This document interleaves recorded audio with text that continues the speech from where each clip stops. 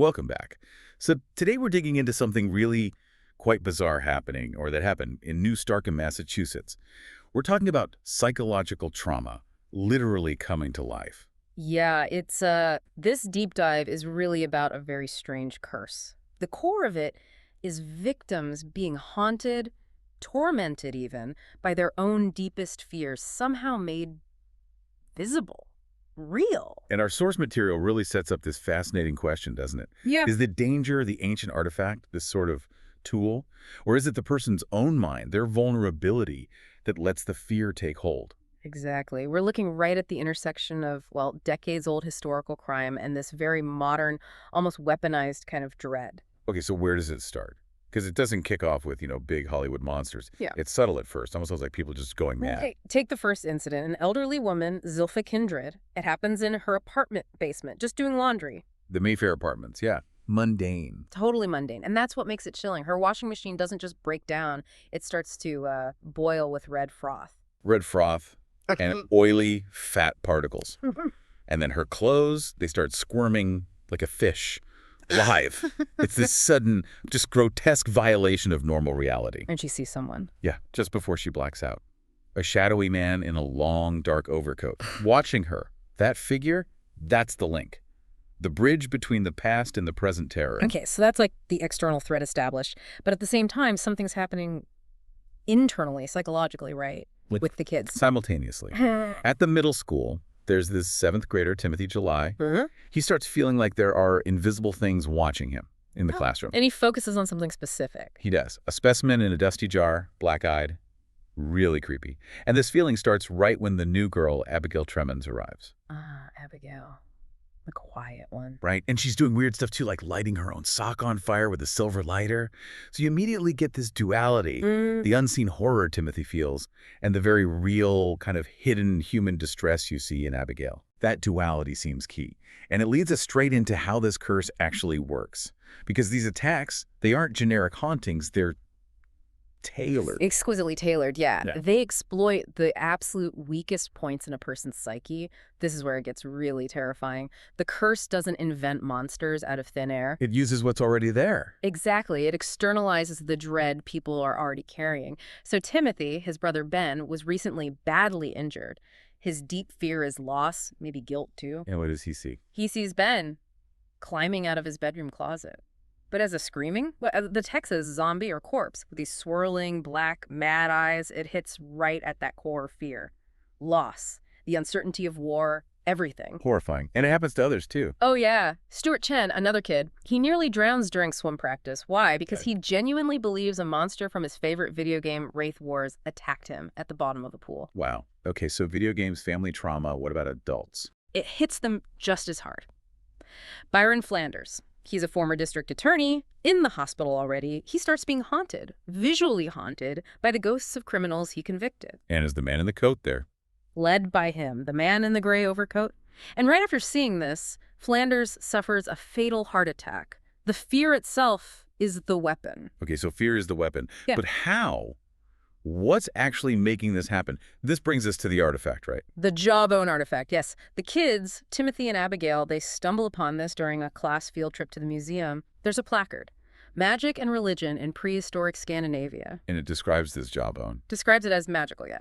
Linked to some dark goddess, the daughter of chaos. And its purpose, revenge ritual. Simple as that. Well, the mechanism described is, you hold the bone, you name your victim, and you place a curse. And the curse makes the victim see, and I quote, all their worst fears come true. But wait, the source material says the actual object, the jawbone itself, was removed for cleaning from that display case. So how is it being used now? Ah, that's the crucial bit.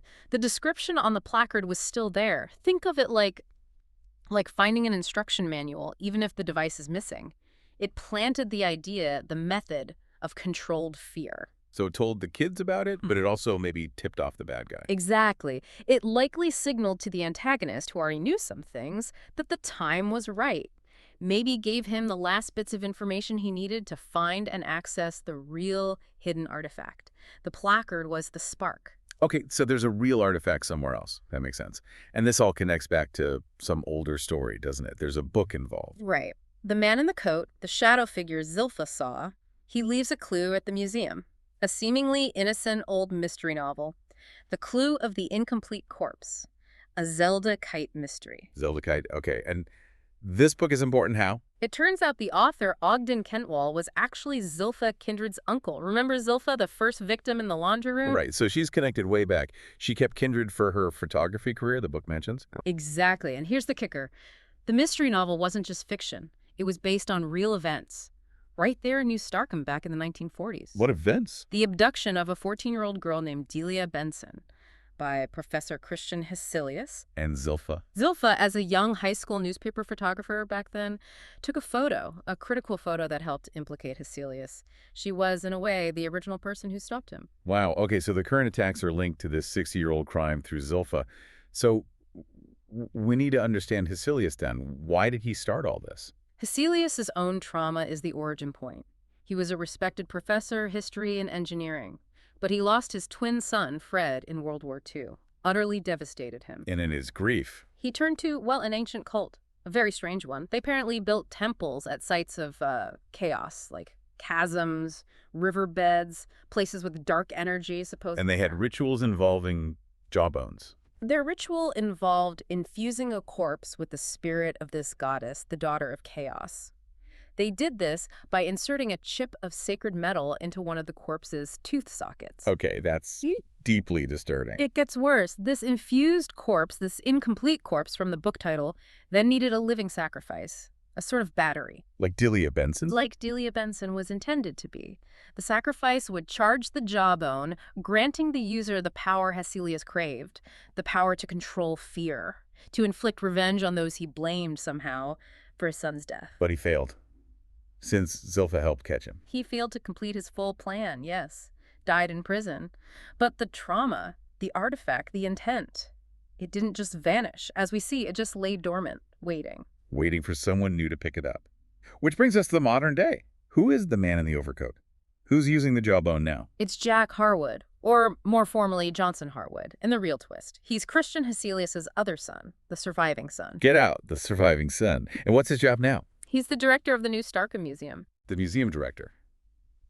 The irony is, wow, so how did he figure all this out? His father died in prison. He didn't just stumble on it. He actively searched. His father left behind a complex code hidden in the margins of that Zelda Kite mystery novel. What kind of code? Names written there, like Carlton Quigley, Bucky Jenkins. But they weren't just names. They cross-referenced with, believe it or not, his father's old Diamond Stars baseball cards. Baseball cards? Seriously? Yep. Specific jersey numbers, player positions. It formed the combination to a hidden safe in Hesselius' old library office, which had been walled off for decades. And inside the safe? The journal. Hesselius' journal detailing everything. The ritual, the cult, the location of the real, hidden, still potent jawbone. So Harwood's motive is what? Just carrying on Dad's work? It's partly that, continuing the dark legacy. But it's also pure revenge, specifically against Zilpha Kindred for turning his father in all those years ago. He blames her, and he's using the jawbone's power just like his father intended. To attack people psychologically. Exactly. Yep. Weaponizing Timothy's grief over Ben, Stuart's specific video game fear, Mr. Crane's phobia of the specimens in his classroom. Whatever their deepest dread is, Harwood taps into it. And Abigail, the new girl, where does she fit into Harwood's plan? Abigail is crucial. Harwood uses her. He knows she carries immense guilt and fear about something that happened back in New Jersey. These girls she calls the Nightmarys, who tormented her. So he uses that fear. To lure her. To manipulate her into coming to the temple site, the real one, which is hidden beneath the little Huscatomic lighthouse. Hesselius apparently called it his illuminarium. The lighthouse, okay. And what's there? That's where the true physical horror resides. The actual incomplete corpse infused with the daughter of Chaos. Still there. Waiting. Waiting for Abigail. Harwood plans to use Abigail as the new sacrifice, the new battery, to fully recharge the jawbone for maximum power. And this is critical. The source material emphasizes this. The monsters the kids see, those are illusions projected by the bone. But the corpse, the goddess, that's real. Chilling. Okay, so this leads to the climax, the final confrontation. Psychology meets physical horror. What happens? Well, Zilpha, embracing her Zeldakite past, tries to be the hero again. She goes to Harwood's house, finds what she thinks is the jawbone, and tries to destroy it. It's a fake. It's a fake. Harwood catches her, and in his anger, he screams Zelda at her. That confirms it. She was always the primary target of his revenge, spanning decades. Meanwhile, Timothy and Abigail are dealing with the illusions. They're navigating a nightmare world Harwood creates. Timothy has to fight off illusions like a monster on the dragon stairs, even another vision of his dead brother Ben trying to stop him. How do they find the real temple? They figure out a combination lock leading to the hidden crypt beneath the lighthouse. The code is based on Hesselius's twisted cult motto, RIS. RIS meaning? Righteousness, integrity, sacrifice. Yeah. Deeply ironic given the context, but using that is how they get inside. And inside, Abigail is captured. Tied up, ready for the ritual. But she has this moment of clarity. Remember her silver lighter? The one she used strangely earlier. Yeah, her light in the darkness. She realizes the flame from that lighter, that symbol of her own hidden self, her defiance, is what she needs. She uses it to burn through the cobweb-like binding. It's symbolic, right? Overcoming the psychic trap with a small, real act. Yeah, Harwood. What happens to him? This is where the reality of the supernatural element slams home. The police arrive, alerted somehow, and in the chaos, Harwood gets too close to the altar. He is physically consumed by the incomplete corpse. Consumed, so the corpse was definitely real, not an illusion. Absolutely real. It proves that duality we talked about. The fears were projections, but the source of the power, the corpse and the goddess, were tangible horrors. Okay, so stepping back, looking at the whole picture, what's the big takeaway here?